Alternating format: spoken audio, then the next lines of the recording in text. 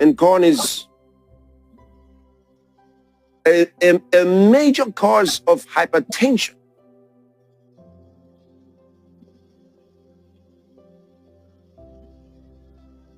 Mostly in Africa and Asia.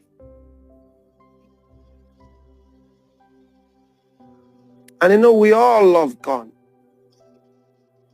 We have lots of products with corn. So we became what? Easy targets. But guess what? We are very wise and very smart.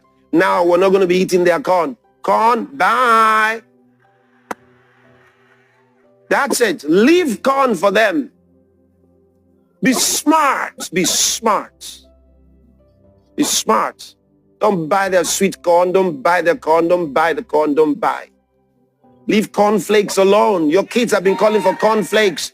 That's poisonous. Let the cornflakes go.